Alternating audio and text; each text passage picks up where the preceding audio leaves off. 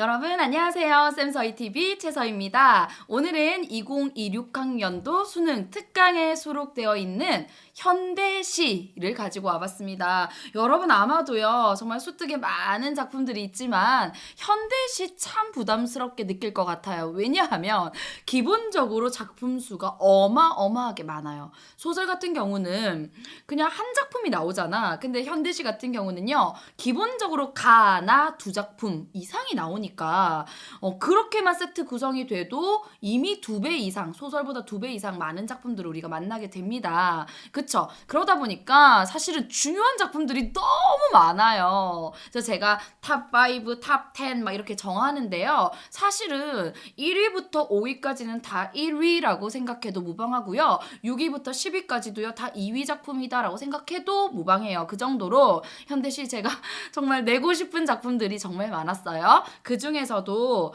여러 가지 요소들을 좀 고려하고 반영해서 쌤서희가 한번 순위를 매겨봤습니다. 궁금해요? 네, 지금 바로 출발할게요. 두구두구두구두구두구두구. 네, 대망의 1위는요. 와, 정말 이 1위를 고르느라고 제가 밤잠을 설쳤어요. 고재종의 감나무 그늘 아래라는 작품입니다. 뭐 시인도 유명하고요. 작품도 유명한 작품인데 이 작품은 무엇보다도 의미가 너무 좋아요.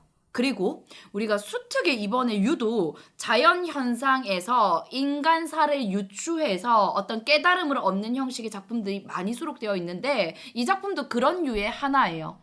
그리고 이 유추에 의한 어떤 주제 표현 방식은요 수능에서 참 좋아하고 잘 다루는 그런 방식이거든. 그런 면에서 이 작품은 여러 가지로 삼박자가 딱 들어맞는다라는 생각이 들어요. 제가요 현대시 같은 경우는 길지 않아서 다 낭송을 하면서 한번 정리를 쫙 해드리도록 할게요. 자, 고재종의 감나무 그늘 아래 갑니다. 감나무 잎새를 흔드는 게 어찌 바람뿐이랴. 감나무 잎새를 반짝이는 게 어찌 햇살뿐이랴. 이 말은 뭐야? 서리법이죠. 바람 햇살뿐만이 아니다라는 거예요. 아까는 오색 딱따구리가 따다다닥 따다닥 찍고 가더니 봐봐. 지금은 지금은 이 뜻이죠. 청설모가 쪼르르하고 내려오네. 여러분 여기까지 잠깐 끊어볼게요. 지금 무슨 얘기하고 있어요? 맞아요. 감나무 얘기하고 있습니다. 자, 그 다음. 근데 사랑이 끝났기로써니 그리움마저 사라지랴? 서리법이죠. 사랑이 끝났다고 해서 그리움이 바로 없어져? 아니잖아 라는 얘기예요. 그러면 뭐야? 갑자기 왜 인간에 대한 얘기를 하지? 감나무 얘기에서 인간에 대한 얘기로 넘어왔습니다. 그 그리움이 날로 자라면 여러분 그리움은 자랄 수 있는 거예요? 눈에 보여요? 얘가 커져요? 그리움이 구체적인 형태를 가지고 있어요? 아니죠. 그러니까 추상적인 대상을요 날로 자란다, 커져간다 라는 의미로 시각적으로 표현했다라는 것도 알 수 있습니다. 주먹송이처럼 커갈 땡감들. 이거 무슨 말이야? 감나무 얘기를 했다가 인간 얘기를 했다가 감나무가 땡감이 커지는 거 얘기했다가 인간의 어떤 사랑 이후의 그리움의 감정을 얘기했다가 헷갈린다고 생각하세요. 땡감이 날로 성숙해서 익어가면 홍시가 됩니다, 여러분. 그 감나무가 성숙되어 가는 그 과정, 그 감이 홍시가 되는 그 과정을요 이제 빗대는 거야. 이것에 빗대서요 무엇을 얘기하고 싶냐면 실제로 그 감 하나를 얘기하고 싶은 게 아니라 우리가 인간이 사랑을 한 이후의 어떤 그리움의 정서가 날로 커져가고 성숙해 나가는 것에 대해서 얘기를 해주고 싶은 거예요. 그래서 감의 이야기를 끌어와서 비유적으로 표현을 하고 있는 겁니다. 이런 걸 우리는 유추에 의한 시상전개다라고 얘기를 합니다. 계속 가볼게요. 때론 머리 위로 흰 구름이고 때론 온종일 장대비 맞아보게. 어머, 이거 말을 건네는 형식으로 얘기를 하는데요. 흰 구름도 떠가는 경험도 해보고요. 막 비도 맞아보는 경험 해보래. 이별까지 나눈 마당에 기다림은 웬 것이랴만 왜냐겠지만 요 정도 의미. 감나무 그늘에 평상을 놓고 그래 밤이면 잠 뒤척여 산이 우는 소리도 들어보고 또 새벽이면 퍼뜩 깨어나 계곡 물소리도 들어보게. 말을 건네는 형식이죠. 지금 뭐 하라고 얘기하고 있어요. 이별했어. 그래, 이별 이후에 잠도 뒤척여보고 이런 소리도 들어보고 저런 소리도 들어보래. 그러면 그 기다림이 날로 익으니 서러움까지 익어선 저 짙푸른 감들 마침내 형형 등불을 밝힐 것이라면, 여러분, 감이 형형 등불을 밝히는 색으로 바뀌었다라는 게 뭐예요? 그렇지. 감이 등불을 밝힌다라는 것은요, 홍시의 색깔로 변했다라는 거예요. 그만큼의 시간이 지난 거죠. 감이 익어서 이만큼 성장을 한 겁니다. 맞아요? 그것처럼 이제 사람의 얘기도 하는 거예요. 그렇게 되면 세상은 어찌 화나지 않으랴, 하늘은 어찌 부시지 않으랴. 서리법이죠. 세상은 화나고 하늘은 눈부실 거야 라는 얘기를 하고 있습니다. 다시 정리할게요. 감나무가 흔들리고 햇살에 반짝이는 것, 그런 과정을 겪어서 이거 홍시가 된다고. 그것과 마찬가지로 아마도 추측하건대 화자는 이별을 경험한 화자일 거야. 화자가 감정이 막 요동치는 거지. 이 감정 안에는 사랑 이후의 그리움, 서러움, 이런 정서가 있는 거죠. 자, 사랑한 사람에 대한 그리움과 이별로 인한 서러움이 점점 날로 커지는 거야. 근데 그게 그러고 끝.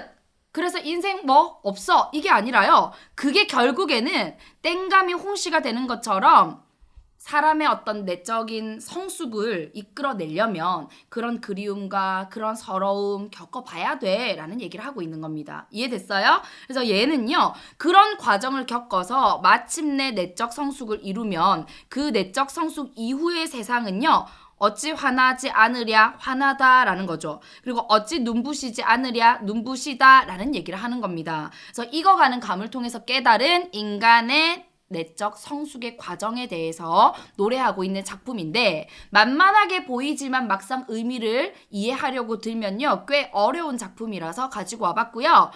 전체적으로 형식상의 특징, 표현 형식상의 특징은, 여러분, 그리움이 날로 익어서 날로 자라고 이런 표현들은요, 추상적 대상이 시각적 형상화다라고 얘기할 수 있고, 기본적으로 화자와 동일시 되는 대상인 감나무가 익어가는, 자라나는 그런 모습을 바탕으로 인간의 성숙에 대한 얘기를 했기 때문에 유추를 통한 주제 표현을 하고 있다라고 볼 수 있고요. 뭐뭐 해보게와 같은 말을 건네는 방식 쓰고 있고, 또 전체적으로 유사한 문장 구조가 반복되고 있다. 이렇게 정리하고 넘어가도록 하겠습니다. 이해됐어요?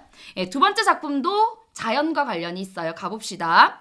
짠! 두 번째 작품은요, 문정희 여성 작가, 꽤 유명하죠, 여러분. 흙이라는 작품인데요. 최근 수능을 분석해보면 나희덕 작가 나왔고요. 그리고 정급별 작가 나왔습니다. 자, 이 시인들 여성 작가의 거의 대표 작품들이 정말 많고, 수능 특강 수능 완성에 해마다 빠지지 않고 수록되는 그런 작품들이 있는데요. 문정희 작가도 마찬가지입니다, 여러분. 특히 이 문정희의 흙이라는 작품은요, 한 번도 수능에 출제된 적이 없어요. 근데 과거에 2014학년도 인터넷 수능이라는 연계 교재에는 출제된 적이 있는데요. 그 외에는 주목받은 적이 없어요, 이 출제계에서는. 그래서 우리 이번에 한번 눈여겨보자는 겁니다. 기본적으로는요, 여러분, 흙하면 무슨 생각이 들어요? 그 대지, 거기에 생명이 막 자라나잖아. 그겁니다. 자, 흙이 지니고 있는 모성을, 이 모성하면은 사랑과 헌신이잖아. 그것을 높이고 있는 작품이다라는 건데, 발상이 아주 독특해요. 그 부분을 이제 제가 주목해서 한번 읽어보도록 하겠습니다. 흙이 가진 것 중에 제일 부러운 것은 그의 이름이다. 흙 하고 그를 불러보라. 여러분, 흑 하니까 뭐가 느껴져요? 이제 흐느낌이 연상되지. 그래서 흙의 발음에 착안해서요, 이 흐느낌, 눈물의 이미지랑 연결을 짓는다? 자, 계속 이어서 가볼게요. 심장 저 깊은 곳으로부터 눈물 냄새가 차오르고 이내 두 눈이 젖어온다. 여러분, 눈물 냄새가 차오른다. 그리고 이게 두 눈이 젖어온다라는 게, 흙이라는 이 이름을 소리내서 발음해봤더니 흑흑흑이라는 울먹이는 그 소리랑 비슷해서 느껴지는 거야. 그래서 울음소리를 떠오르게 하는 흙의 이름으로 먼저 시작을 합니다. 그러면서 이제 예찬이 이연부터 들어가요. 가볼게요. 흙은 생명의 태반이며 또한 귀의 처인 것을, 그러니까 생명을 탄생시키고요, 또 결국에는 죽어서 돌아가는 곳이 또 흙이라는 거야. 그것을 나는 모른다라는 거죠. 굉장히 겸손한 표현이고 진짜 I don't know, 난 몰라 이게 아니잖아. 그래서 일종의 반어적 표현이다라고도 할 수 있어요. 그러면 우리가 이 작품에서 절대 놓치면 안 되는 건요. 도대체 흙의 어떤 속성에 이 사람이 주목을 해서 예찬을 하는 걸까라는 거거든.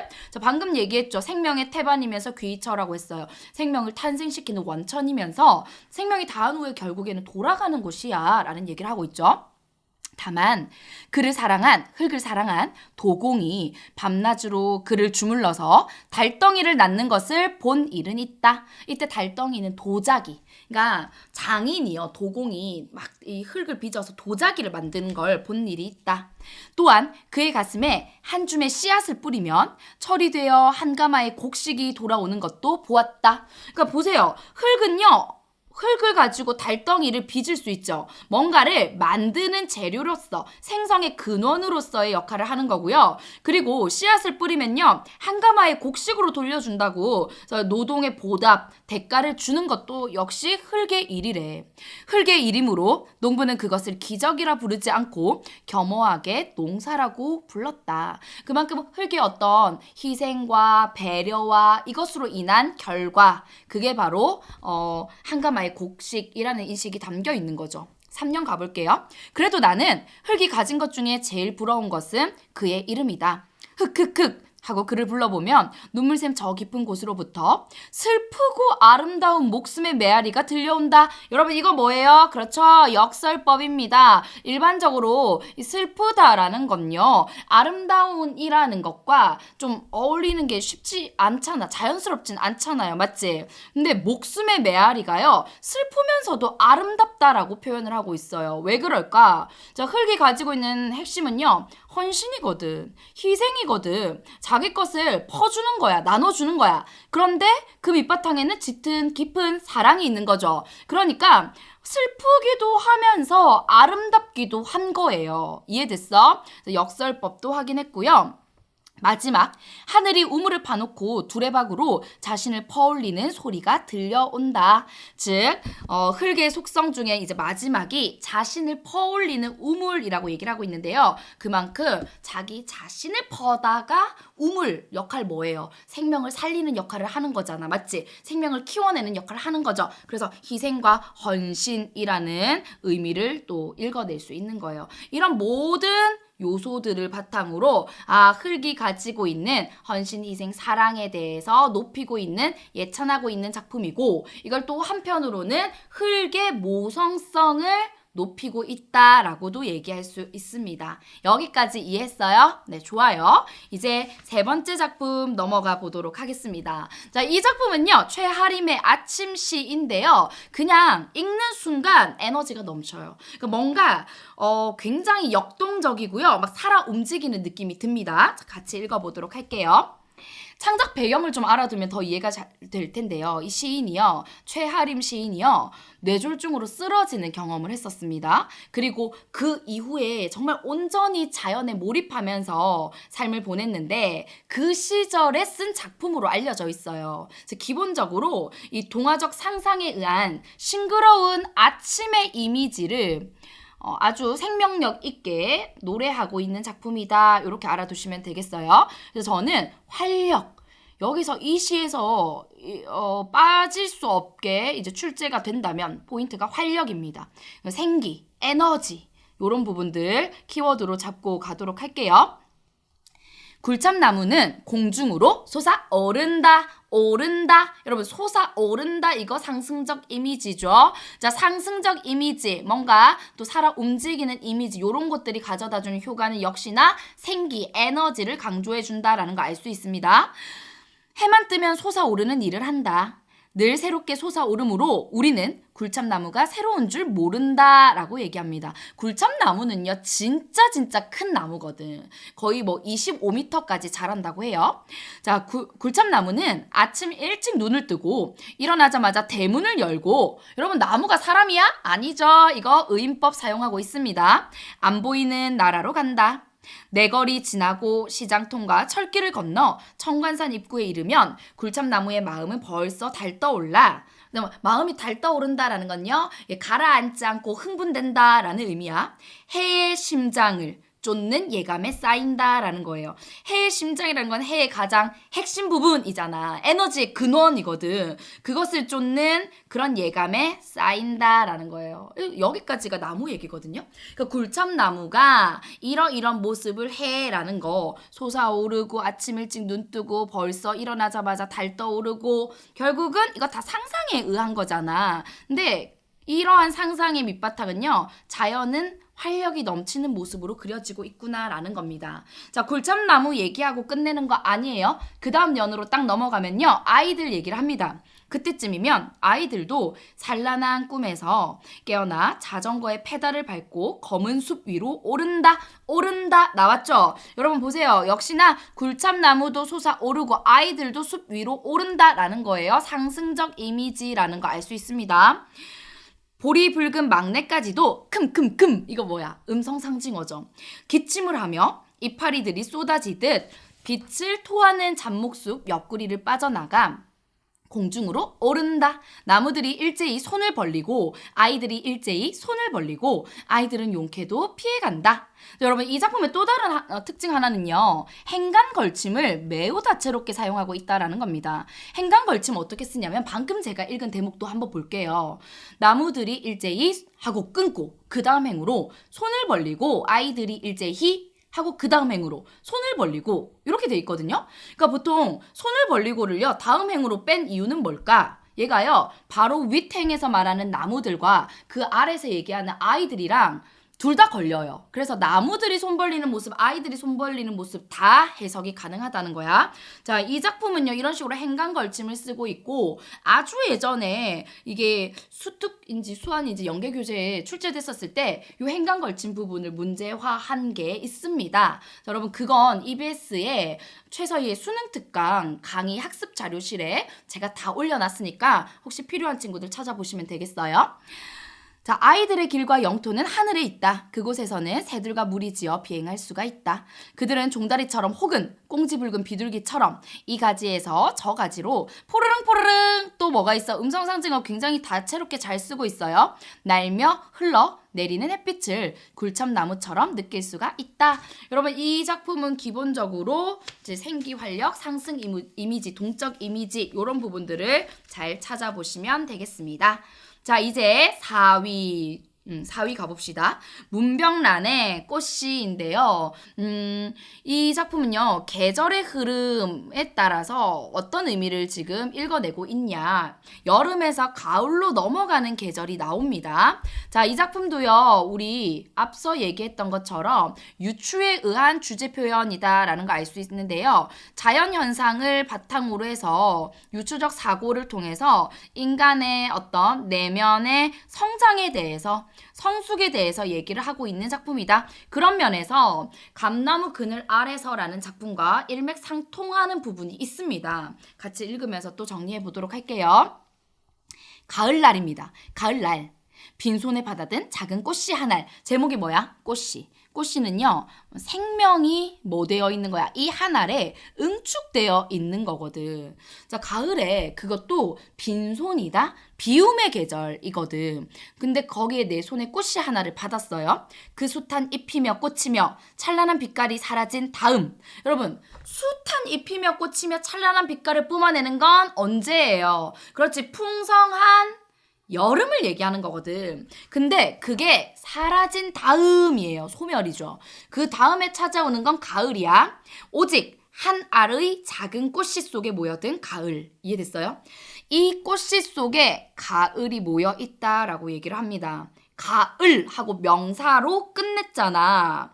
이 이연을. 자, 명사로 종결하는 건요, 여운을 유발한다라는 것과 같이 나올 수 있습니다.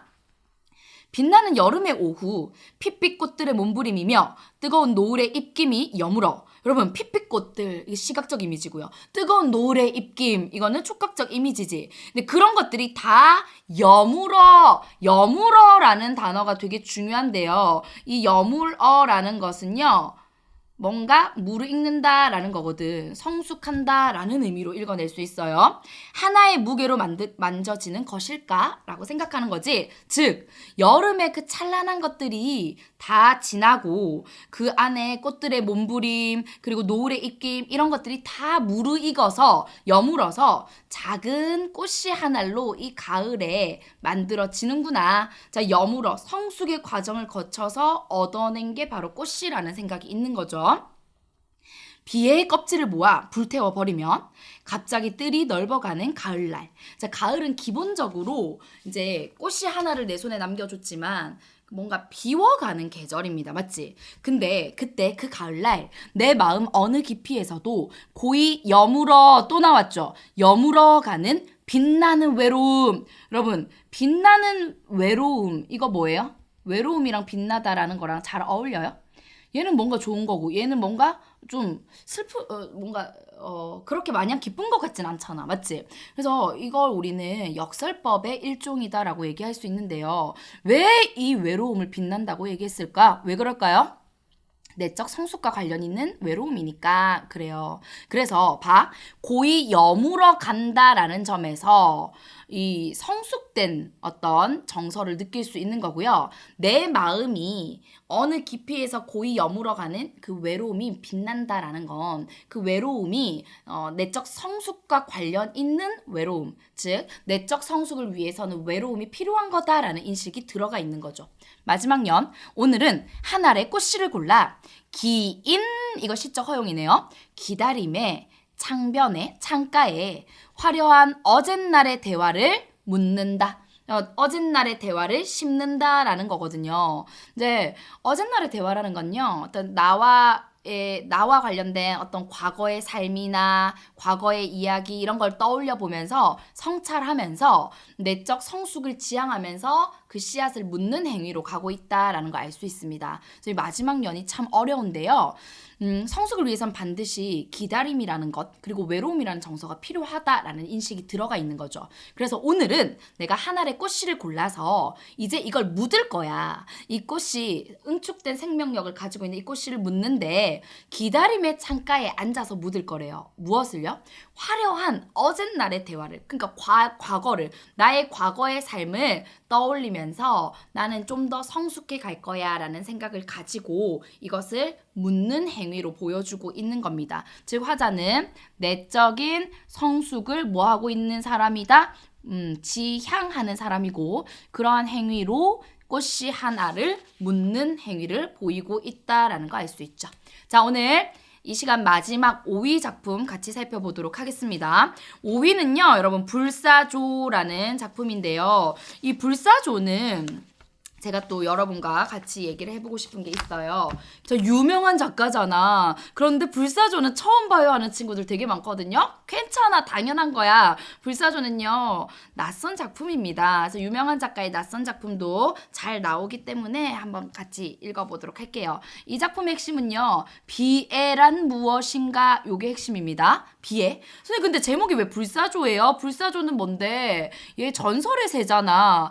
얘요, 죽지 않는 새, 영원히 살아있는 새, 죽어도 다시 부활하는 새거든요. 그럼 결국은 비애라는 게 불사조라는 건가? 라는 생각하면서 한번 가볼게요.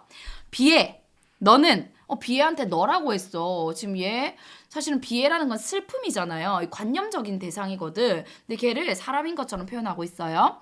너는 모양할 수도 없도다. 너는 나의 가장 안에서 살았도다. 아, 비애라는 건요, 뭐라고 얘기하냐면 모양 없고요, 어떤 형체를 갖고 있지 않아. 그리고 나의 가장 내면 깊은 곳에 있는 거야 라는 얘기를 하고 있습니다.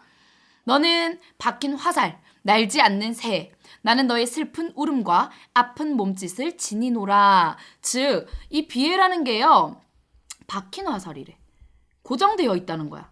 그리고요, 날지 않는, 그러니까 어디론가 사라지지 않는 새라는 거죠. 그러니까 비애, 너는 내 안에, 나의 내면에 고정되어 있는 대상이야 라는 얘기를 합니다. 자, 너를 돌려보낼 아무 이웃도 찾지 못하였노라. 은밀히 이르노니 행복이 너를 아주 싫어하더라. 이거 무슨 말이에요? 야, 행복이 너를 싫어하더라? 그러니까 비애랑 행복이랑은 다른 거지, 지금. 반대되는 거잖아. 그러면서 너는 짐짓 나의 심장을 차지하였더뇨? 그러니까 이미 이 비애가요, 내 심장을 차지한 거야. 내 안에 온통 슬픔이 가득한 거지. 비애, 오, 나의 신부. 여러분, 느낌표도 보이고요. 오, 감탄사도 보이고요. 영탄법 아주 많이 사용되고 있어요.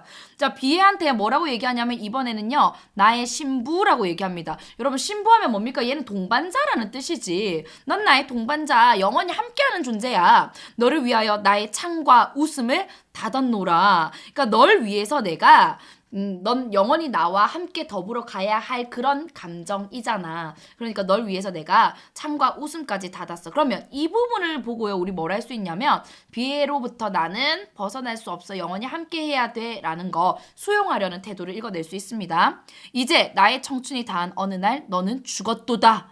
여러분, 이 말은 무슨 말이야? 내 청춘이 다 끝났어. 그럼 비애도 죽었다라는 건 내 청춘은 온통 비애였다라는 거거든. 즉, 비애는요, 내 청춘의 시절 늘 뭐 했던 존재다? 함께 했던 존재다라는 거죠.